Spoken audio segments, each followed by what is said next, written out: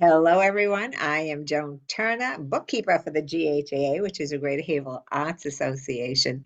And we have, as part of our membership benefits, we have something called Meet the Artist, where we not only get to see the artworks of these amazing people, we also get to talk to them and find out what's going on with them. So it's a very cool thing to do. And today is no exception. We have the awesome Miss Dale Angelico-Hart. So I hope I said that right. So how are you today, Miss Dale? I am awesome. Thank you, Joan. Thank you. It's such a busy time. Everyone's running around and doing this and doing that. So really, truly pleased and thank you for taking out the time to talk with me and talk with us and let people get to know you. Okay. And my first questions are always, how the heck did you get interested in that? And like, when did you start? I think I always was, even when I was really little. My mom was, sort of a semi-artist, really creative person. So I think I was always interested in it. It was always sort of a sideline. It did not become sort of my major focus, but I think from a very early age, I was always interested in it. When did it become a major focus? Or is it still not a major focus? Well, it still actually maybe is not a major focus. I ended up going into education, and I've been in education for 50 years, and I'm still consulting with the schools, so one day a week. So someone would say that's my real job, but now that I'm, semi-retired, I've got more time. Although I was with some friends yesterday, and they were saying, "Did you do these things when your kids were little?" And I was always doing stuff, on the side. So Yeah, always creative, always doing something creative. correct, Yeah, correct. totally. My mother is now in spirit, but she used to say to me, "You used to draw all over the walls, crayons everywhere, blah, blah, blah." So I can relate to the always. I used to doodle on everything, and I never quite outgrew that. We go to a restaurant and there's a placemat there. I doodle on it. Do you doodle all over the place? No, it's funny. I never was a big doodler, you know. I would think I should be, and I would try, but I never was a big doodler. Uh-huh. Okay. So, do you have an art mentor? What made you decide, gee, I have this creative part of me. I want to start exploring that a little bit. So, how did that come along? Did you see something you liked? Did you meet someone that said, hey, you're creative, you should do this? I mean, I would say just the creativity. It goes back to my mom a lot, and I'm a multimedia artist, and some of the stuff that I create was for my house. I actually designed my last house. I think that's part of the Oh, creative wow. creative process. I would And say so. Yeah. so I would make a lot of things for the house. I will say that one time there was a shop in Georgetown. I was living there in the time, and they were having a course on altered books. And they had a sample there, and I saw this altered book, and it was an immediate connection. I want to say sort of like, not that I'm comparing myself, sort of like Mozart and the piano, but Yeah, yeah. it was just immediate connection, and I've done a lot of altered books, so that was a real source Well, of now you got to tell me inspiration. what an altered book is. I don't think I know what that is. Okay. There's all sorts of different kinds of altered books. There's books where you take the pages and paste them and rip them, or fold So you're them. talking about really altering the books, You really, changing the page. really Oh, altering the book. I Um, love it. and then there's all sorts of book arts you can do. There's all sorts of creative things that you can do with books. and I was actually doing creative things with books. It's sort of a coincidence. I live in an old library now, so Oh, wow. That's um, awesome. but I loved books. Even before that, I did grab. This is actually a holiday one. This is a different altered book, I was going to um, ask. and it's a holiday one. Uh-huh. But the thing that's different about this one is that I actually made the pages.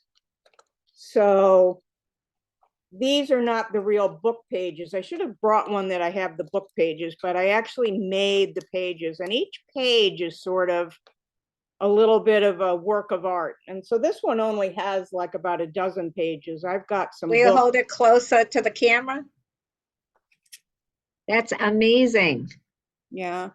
And then there's glass in this one. See, that one's got Okay. like a glass insert. And then there's I like metal and screwing them together. And that's And a doorknob.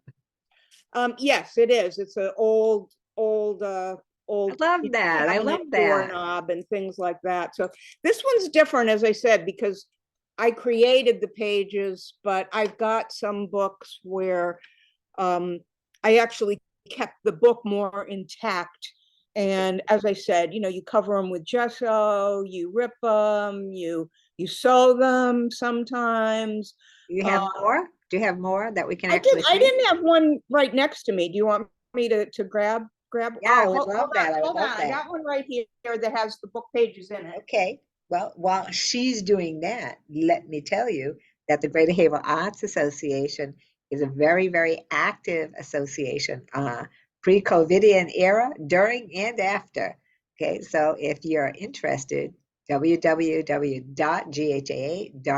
will give you more info. And our artist is back. So this actually is one of the first ones I did. But this one has the actual pages in it. I didn't create Oh, the pages.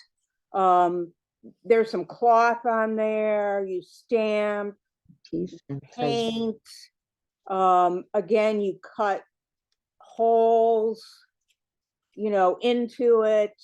Um, So what are you cutting with? Like an X-Acto knife? How are yeah, you? yep.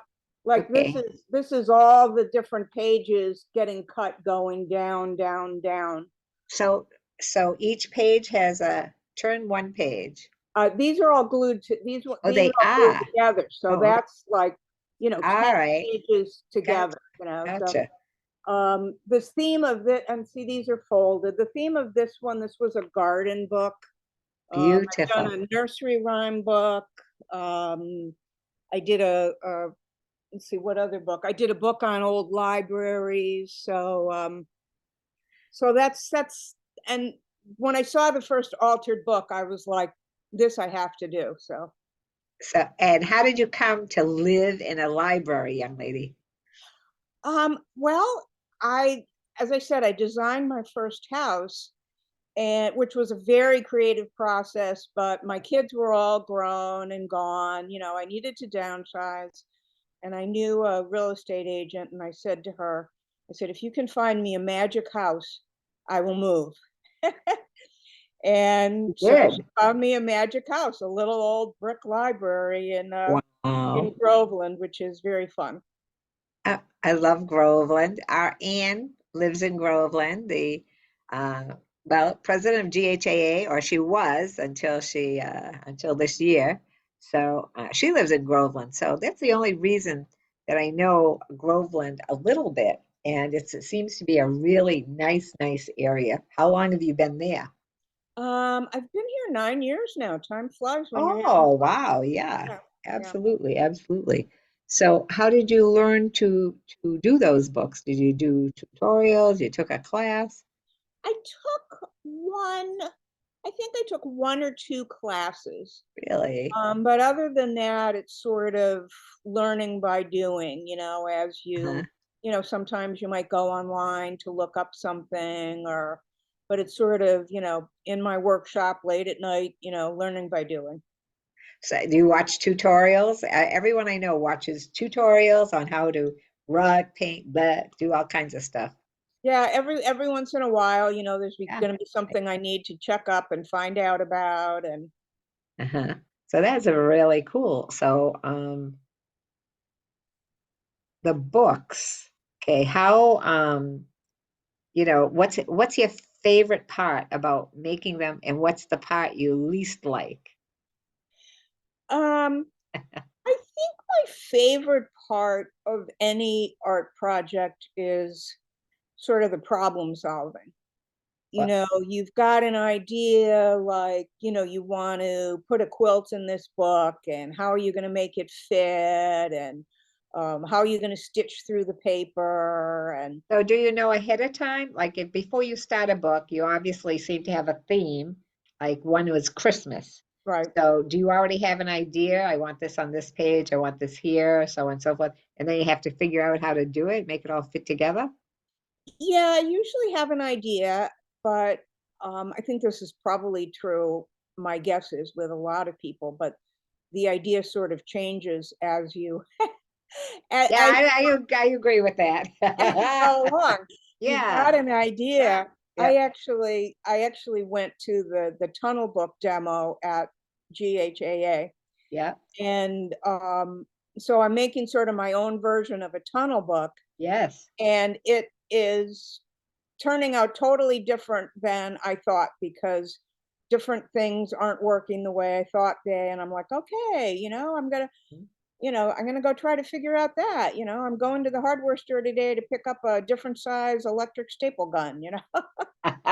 Well, now, do you actually take the pages out of the book or do you work right in the book? Like if you're cutting out a window, you don't take the page out, you just do it right in the book, right?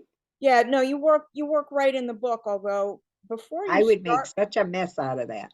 before you start the book, Yeah. if you're keeping the pages, if you're actually using the book pages, it's a good idea to tear out like every, third or fourth page, because you're adding so much, the book starts getting bigger and Oh, bigger. So you have okay. to, and then also I didn't because think of you have that. to alter every page, Uh-huh. rather than having to do 300 pages, then you're only trying to do maybe 100 pages, or, so yeah, that's something you do. So you actually tear them out, like tear them out, or do you cut them out, or I actually tear them out, and you have to be sort of careful, because if you know how books are constructed, they're constructed in signatures. what So does when that mean? What does that mean? a signature is like they will sew together, like maybe 16 pages are all one piece together.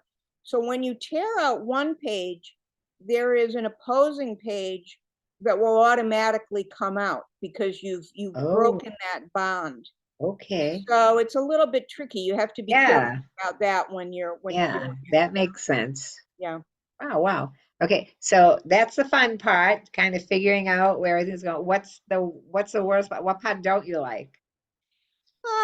Sometimes it can get tedious, if you're doing something again and again and again. Um, I've never really sold any of my artwork, and people say, "Oh, you should sell these," but I wouldn't want to like do it again and again and again. It's the one-time process. So if you've got, if you're ripping out, 300 pages from a book, that gets a little tedious. I put on Sure. my audio book, so that's not the fun part. So your work is a one of a kind. It's a Yeah. one of a kind thing. So if people wanted to buy like one and not do a commission, like don't say, well, gee, I want you to make me a Christmas book just like this. But if they saw one that they liked, can they buy them? Are they for sale?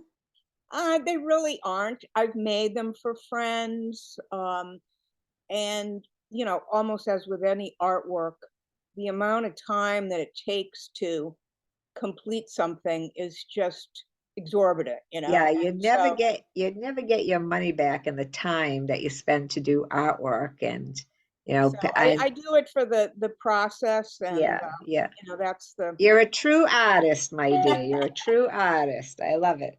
So, where do most of your ideas and inspirations come from? Like Christmas, you said because the Christmas spirit, it's Christmas time. I can see that one. What about where do your inspirations come from? Do you garden? What inspires you? um Well, sometimes the stuff inspires me. I love stuff. I collect stuff. I've done some imaginary worlds in old, No, old, imaginary worlds. yeah, old barrels. And actually, it's not up yet. That's actually going to be on display in the Mad Hatter's Tea Shop in Georgetown. So sometimes it's the thing that inspires me. That was like I had this old barrel and I wanted to make it into something, and so I had the idea of Alice coming down the rabbit hole. So I do. I said I was in education for all those years, so I there's a lot of children's themes, children's books themes. Do you teach young kids? Did you teach young kids? I started, I ended up going into administration a long time ago, but Oh, in the okay. beginning, I was an elementary teacher. I taught like third grade, Yeah, third and that fourth. must have been fun. So do you do you when you do these books and these imaginary worlds, which totally find that exciting, take pictures of them? Oh, I do. All right. So you have any pictures we could see? We Oh, want to see it all. We want to see it all. okay. Well, if I didn't think about that. Yeah, if you, I'll, You need a few minutes? I just need a minute. Just talk for a second. Okay, I'll pull something else up I now can that do you that. said it. All right, I could do that. All right. Okay, so while we are getting photographs, okay, this is Meet the Artist is one of the funnest parts of GHAA for me because see, I learned stuff like this that's going on over here. Imaginary worlds totally, totally enthralls me. I think that's a great idea. So Greater Havel Arts Association, we every year we donate an artist tree to the Buttonwoods Museum, and instead of traditional ornaments, each person does a very small. It can be actually any size, but nothing humongous. But we put these. We paint small canvases. They're little works of art. And this year I had my students actually painting right on the glass ornaments, and some of them are Christmassy, and some of them are not. So our tree last year, the way that they work that is they put up Christmas stockings next to the tree that you like. You buy tickets and you put tickets in the stocking, and then at some point someone will pull it. It's like a raffle, and then you win the tree. So ours, because it has like a zillion, well, I'm exaggerating, maybe not quite a zillion, works of art on the tree. We had two stockings one time because ours was so full. So a little bragging rights for GHAA over here. So let's check in with Miss Dale, All right. how she's doing. So All right. you, So this is an imaginary world I made in a bookshelf, sort of the book. okay, so hold on 1 minute. Yep. So are they on your computer? Yeah, I'm going to share my screen. Okay, let me share screen. It's showing up. Is it going to let me? Um, No. I I am, You have to enable it. yes, that's what I'm thinking. Let me enable over here. Share screen. Don't share screen. Okay, try it now. Yes, it is letting me. All Okay. right. So this I made in a bookshelf. This is and actually it's a short little video. Uh, hold on. I am viewing. What do I have over here? It's showing up on. Okay, all right. I Got it? wasn't showing up on mine. I see it now. This Okay. is, wait, this is a book? This is in a bookshelf. Oh, This is in a bookshelf, and you'll see more. Let the video is only a minute, so you'll get a better okay. idea. Oh, that's beauteous.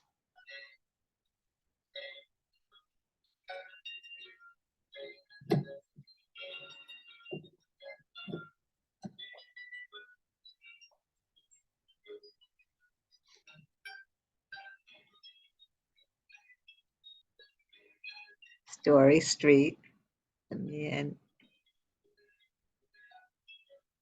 Andre. Charles Dickens, of course. So wait, you put this together like there's books in there and then a ladder and a window. Right. I had to cut out the inside of the books, some of the books there, and So um, all this is made out of books. a lot of it's made out of books. How And big then is this piece? there's blocks, and Yeah. um, Oh my again there's God. metal and all sorts of different stuff. That's why I call it multimedia, because there's a lot of Yeah. stuff there. Yes. How big is that piece? It's the size of a bookshelf, so I think it's like 3 feet long, Wow. and it's probably maybe 14 inches high. That is absolutely amazing. That's beautiful. Thank you. How long did it take you to do that? Oh, that probably took maybe 3 or 4 months. Ah, 3, 4 months, that's Yeah. all. Yeah, so you're right. To sell that, you'd have to charge like $30,000 to even, which, believe it or not, some people, collectors actually pay that kind of money for. So what makes this so special for you? I am so glad that you're doing this, by the way. I was expecting traditional art from you. And do you have traditional art as well? I don't really have anything traditional. No, I That doesn't surprise me now that I'm talking to you. That's amazing. I got all sorts of different stuff. Um, I was gonna try. I have one paper arts thing that's a little bit more traditional, but no, I do like a lot of different type of things. That is so very, very cool. So now let me ask you, do you ever experience a slump or an artist block, or do you just do this when you feel like it, and when you don't do anything? Um, I I don't have too many like really slumps. Um, I I want to imagine. say, I want to, I want to say like if I'm in between projects and I'm just sort of finishing up some things or something like that, and it's not as motivating, I usually go down to my workshop like almost every Like night, Santa. Santa's workshop. Um, and I call it more of a workshop rather than a studio, Sure.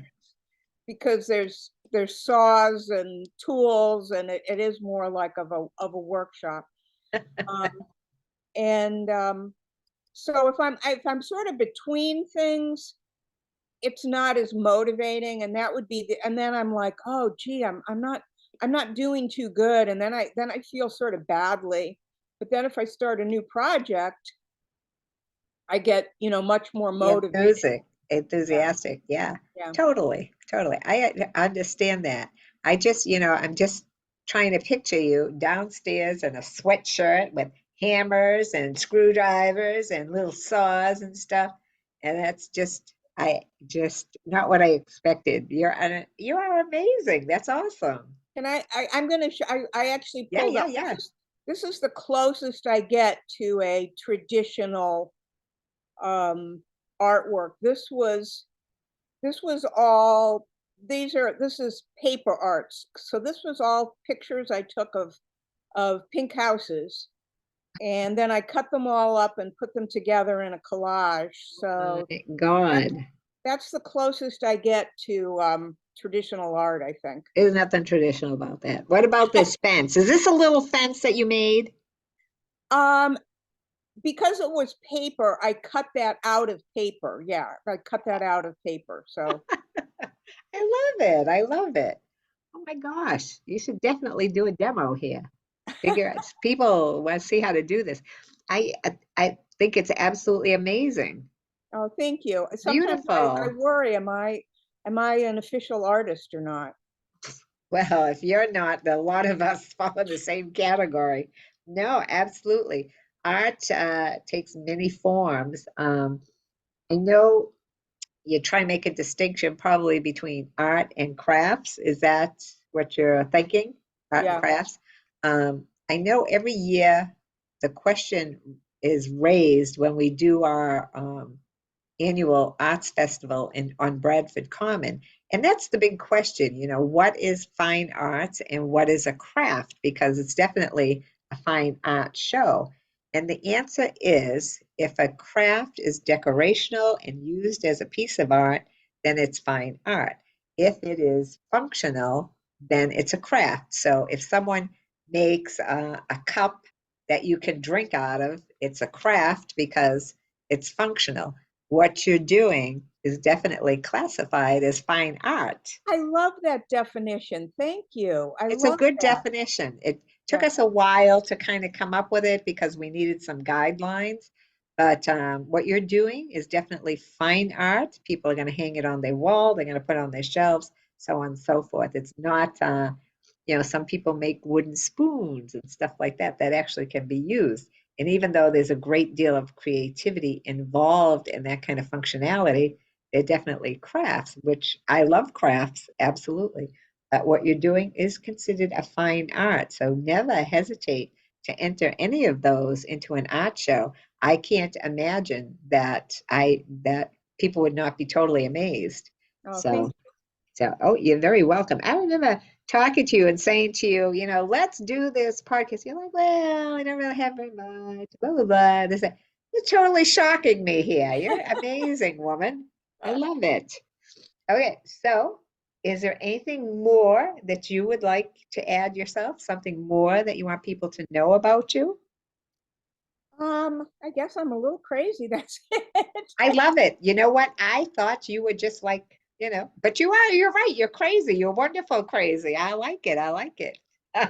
So if people would like to view your art, I know you said you have a piece coming up. Say it again, where that piece is going to Oh, be. it's actually going to be in the Mad Hatter's Tea Shop in Georgetown, and Georgetown. I'm hoping to get like a little exhibit together in the Georgetown Library in the spring. The only trouble is I need a lot of table space. I don't, it's not a lot of wall space. So Right, right. You need exhibit space. yeah, I Yeah. need exhibit space. So that's a little bit of the question. So Yeah, you know what? Talk to exhibits in GHAA because they have times when they exhibit an artist exclusively, like one artist at a time. Okay, so you could actually exhibit with someone else or by yourself, this type of thing. But find out where those places are available. I think in the niche, they sponsor an artist like every month or every other month, something on that idea. So there are places to exhibit those. And I have to tell you that next month in January, I'll be at a big art show in Boston. It's called Aresia. You can learn aresia.org if you're interested. And even though it's too late to register for this year, they absolutely have pieces like what you're talking about in the fine arts part of it. And is your that work should ARESIA? no, ARISIA.org. Okay. And I have seen pieces sell for 65,000, blah, blah, blah. And of course, they sell for a lot less as well. But people who go there are either just interested in looking at the art or they're looking to add to their collections. So um, I do believe maybe they don't need to be for sale. I think if you don't want to sell them, you don't have to. You can just exhibit them. But definitely look into it because, like I said, this year because it's next month, probably too late to register. But take a look and see what you see. And it's like I've never seen less than 5,000 people there. You Oh know, my gosh. it's a huge venue. It's at the Westin in Boston, and like I said, people look forward to it. It's well known, so on and so forth. So it's a good place to kind of exhibit and get your stuff out there. Okay, so if people want to see more of your work, how can they get in touch with you? So on and so forth. I know right now you don't have a website or anything on that idea, so they could maybe contact you through GHAA if they want to see more of your work. Yeah, yeah. Yeah, okay. All right, that sounds good. And so, are you willing to teach? And you will, yeah, I know you said you're not really wanting to sell your stuff, but I would imagine if someone gave you a good enough offer, you'd consider it. Yes? Yeah, yeah. I would do it for the challenge and the creative process. Nice, If nice. I ran into the person that said, "Oh, I have to have a um, and it would probably have to be something new because I don't want to do something that I've done before." So, Right, right. Each piece is an original for sure. right, right. Okay, so I want to say thank you. You are amazing and delightful both. Oh, Um, thank you so much, Joan. yeah, very welcome. Yeah, it's so much fun to talk to. So again, anyone who would like to see more of Dale's work, you can contact her through the GHAA, www.ghaa.art, and our artists are listed there, and you can see more of her work. And maybe we get her to do some demoing a little bit too. All right, my Maybe. darling. All Thank you right. so very, very much. You have an awesome day. Happy holidays to you. Okay. Thank you. Yeah, well, thank you. Bye-bye for now. Bye bye.